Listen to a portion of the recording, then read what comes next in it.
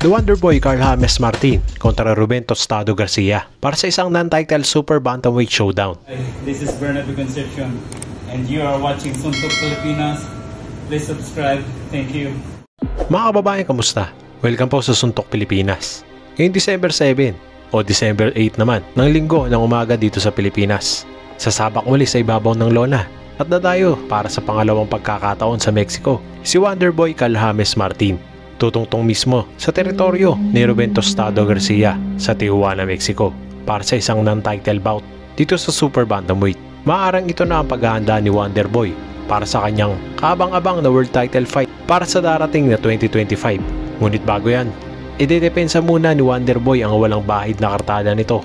At ito ang magiging basehan nating mga taga-suporta ni Martin kung ano ang maihahain nito pag lumaban na sa World Championship, lalo na't nabanggit ni MP Promotion President Sean Gibbons na susubukan ni Carl James Martin na tapusin ng 2024 sa impresibong panalo na magpapakumbinsi sa lahat na ready na ito para sa World Championship next year.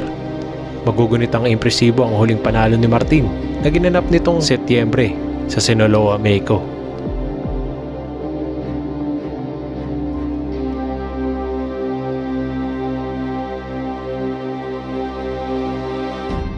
Maaring marami-rami na rin ang talo ni Ruben Tostado Garcia, ngunit mas madami naman ang laban nito sa kanyang buong karera na masasabi nating bahagyang nalamang nito sa ating kababayan dahil mas veterano ito kumpara kay Carl James Martin.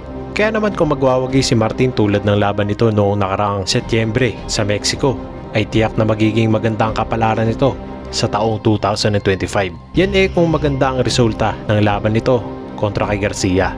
Kaya naman, magawa kaya ni Martin ang knockout win na nagpaangat lalo sa kanyang ranking dito sa Super Bantamweight? Si Carl James Martin ay isa sa mga inaasahan natin magiging Pinoy World Champion balang araw. Siya na nga ba ang dadagdag sa dalawa nating World Champions na sina Melvin Jerusalem, may hawak ng WBC Minimum World Championship, at Pedro Taduran sa Minimum Weight Division? Noon pa man, noong bagito pa lamang si Carl James Martin ay marami ng tagahanga ito dahil sa taglay nitong husay at estilo na nagpapakita ng power ng isang Pilipino. Si Carl James Martin alias Wonder Boy ay isang 25 anyos, may stance na southpaw at may height na 5'6". Siya ang pangbato ng Lagawi Ifugao at may hawak na record na 24 wins, walang talo, at 19 sa kanyang mga panalo ay via knockout. Wagi sa kanyang huling laban via knockout kontra kay Anthony Jimenez Salas sa loob lamang ng 2 round.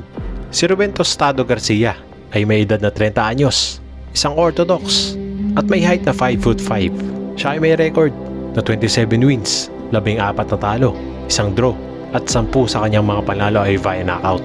Bigo naman ito sa kanyang huling laban kontra kay Edivaldo Ortega na ginanap noong June 24. Kaya kung isa ka sa naniniwala sa ating kababayan, ibigay natin ang 100% na suporta para kay Wonder Boy Carl James Martin na magwagi kontra kay Garcia para matuloy ang World Championship sa susunod na taon na matagal na nating inaabangan.